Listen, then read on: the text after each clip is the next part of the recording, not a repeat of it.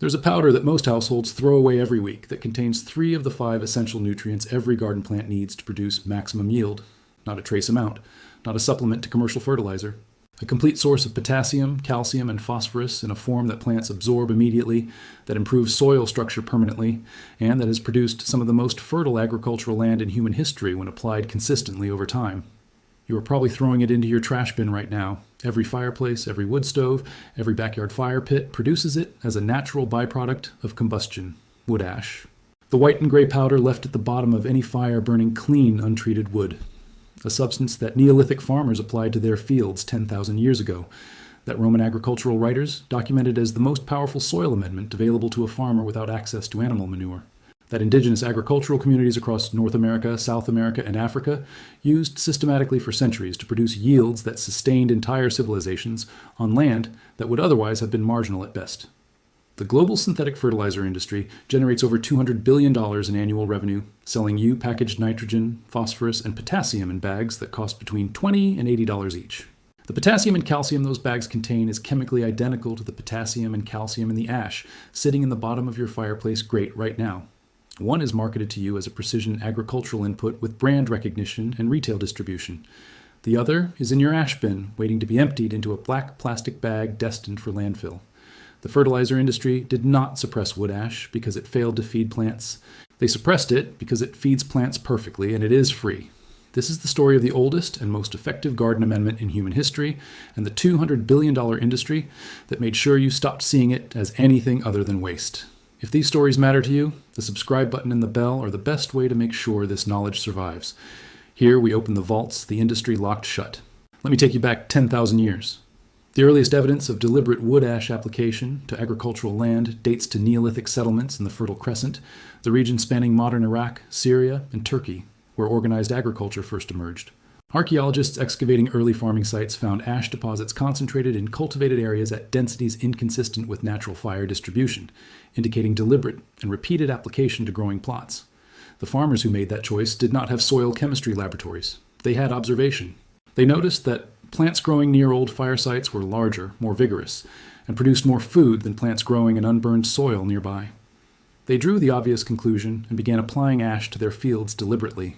By the time Roman agricultural writers began systematically documenting farming practices in the 1st century, wood ash application was already so standard that Columella, Pliny the Elder, and Virgil all referenced it in their agricultural texts as a basic practice requiring no special instruction. Pliny's Natural History, written around 77 AD, describes wood ash as the most potent soil amendment available to the Roman farmer and recommends specific application rates for different crop types. These are 2,000-year-old fertilizer application guidelines that remain chemically accurate by modern soil science standards.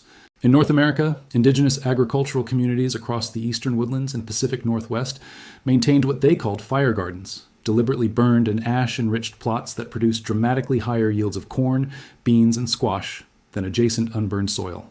In the Amazon basin, archaeologists have discovered extensive deposits of terra preta, dark earth, a human-made soil type created by pre-Columbian agricultural communities through the systematic incorporation of charcoal, ash, bone, and organic matter into otherwise poor tropical soil. Terra preta plots created over 1,000 years ago remain extraordinarily fertile today, producing yields multiple times higher than adjacent unmodified Amazonian soil. Modern soil scientists studying terra preta have identified wood ash as a primary component of its exceptional fertility. The fertility did not degrade over 1,000 years. It deepened. Now, let me show you the chemistry, because this is where the commercial fertilizer industry's position on wood ash becomes genuinely difficult to defend. Wood ash contains potassium in the form of potassium carbonate and potassium hydroxide, present at concentrations between 3 and 10% by dry weight depending on the wood species burned. Potassium is one of the 3 macronutrients, alongside nitrogen and phosphorus, that plants require in large quantities for core biological functions. Potassium regulates water movement through plant tissue, activates the enzymes responsible for photosynthesis and nutrient transport, and is the primary mineral driver of fruit and root development.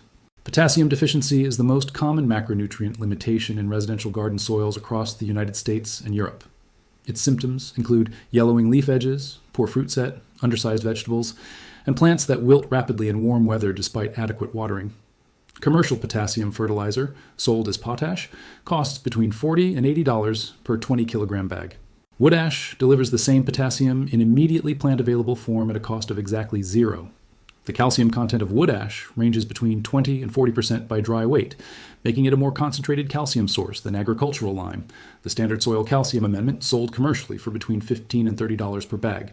Calcium strengthens plant cell walls, supports root development, and prevents common deficiency disorders, including blossom end rot in tomatoes and tip burn in lettuce that cause significant crop losses in home gardens every growing season. The phosphorus content of wood ash, typically between 1 and 2% by dry weight, provides a supplemental phosphorus source that supports root establishment and flowering. Beyond the individual nutrient content, wood ash raises soil pH through its alkaline calcium and potassium compounds. Most vegetable garden soils in humid climates drift toward acidity over time through natural processes, including rainfall leaching and organic matter decomposition. Slightly acid soil at pH 6 to 6.5 is acceptable for most vegetables. Below pH 6, nutrient availability drops significantly even when nutrients are present in the soil because acidic conditions lock them into forms that plant roots cannot absorb. Wood ash application raises soil pH toward the neutral to mildly alkaline range that maximizes nutrient availability for the broadest range of vegetable crops. A study published in the journal Agriculture, Ecosystems and Environment in 2015 tested wood ash application at rates of 2 to 4 tons per hectare on vegetable plots in northern Finland, a region with naturally acidic glacial soils typical of many temperate growing regions. Plots receiving wood ash application showed statistically significant yield increases across all 6 vegetable species tested. Potato yield increased by 31%, carrot yield increased by 24%, onion yield increased by 28%. The researchers attributed the yield increases primarily to the combined effect of pH correction and potassium and calcium supplementation. The cost of the wood ash used in the study was zero. The cost of achieving equivalent pH and nutrient effects through commercial lime and potash applications would have been between $60 and $120 per equivalent plot area. Before I go further, everything I have revealed barely scratches the surface of what has been hidden from you. The borax mold elimination protocol that permanently protects every surface in your home for $2, the natural weed killer formula that eliminates any weed from hardscape surfaces permanently for under $1, the tannic acid rust conversion guide that restores every rusted tool permanently for $2, the streak-free glass cleaning formula that outperforms every commercial product for 50 cents per liter. And now the complete wood ash garden amendment protocol from this very video with application rates for every vegetable type, soil testing guidance, the crops that respond most dramatically, and the plants you must never apply it to. Over 12 guides in one vault, zero filler, every page built for immediate action. The link is in the description right now. But stay here because what the fertilizer industry did to remove wood ash from agricultural knowledge is the quietest suppression story this channel has ever opened. The global synthetic fertilizer market generates over $200 billion annually. The 3 primary synthetic fertilizer categories, nitrogen as urea or ammonium nitrate, phosphorus as superphosphate, and potassium as potash, are manufactured from mined and industrially processed raw materials at enormous scale. The commercial potash and lime industries exist not because wood ash is insufficient to supply garden-scale potassium and calcium needs. They exist because industrial agriculture requires inputs at scales that wood ash cannot supply, and because the infrastructure built to service industrial agriculture was then extended to the home garden market where wood ash is entirely sufficient. The home garden fertilizer market in the United States alone generates over $3 billion annually. Every bag of potash and every bag of garden lime sold to a home gardener is a product that a fireplace, a wood stove, or a backyard fire pit produces for free. The mechanism of suppression is not a regulation or lobbying. It is the disappearance of the wood-burning domestic fire as a central feature of household life. As gas and electric heating replaced wood burning through the 20th century, the supply of domestic wood ash effectively vanished from most households. A generation grew up without a fireplace and without a parent or grandparent who casually collected ash for the garden as a matter of course. The knowledge did not need to be suppressed. It simply became irrelevant to daily life and faded from household practice. Then it became unknown. And then the garden center filled the space it left behind with bags of synthetic potash at $50 each. A market gardener in Vermont documented switching from commercial potash and lime applications to wood ash collected from a neighbor's wood stove over a 3-year period on a quarter-acre vegetable plot. Her soil tests before and after showed pH moving from 5.8 to 6.6 into the optimal range for most vegetables, and potassium levels rising from low to adequate across the plot. Tomato yield increased by approximately 30% in the first full season after pH correction. She reported zero expenditure on potassium or calcium amendments in the 2 years following the switch. Here is exactly how to use wood ash correctly in your garden. Collect ash only from fires burning clean, untreated wood. Never use ash from fires that have burned painted wood, treated timber, plywood, medium-density fiberboard, cardboard with colored inks, or household waste. These materials introduce heavy metals, synthetic compounds, and toxic residues into the ash that contaminate your soil. Clean wood ash from firewood, log burners, and wood stoves burning untreated timber is safe and beneficial. Store collected ash in a covered metal container. Ash absorbs moisture rapidly, and wet ash loses potassium through leaching and becomes caustic and difficult to handle. A metal bin with a lid keeps ash dry and workable indefinitely.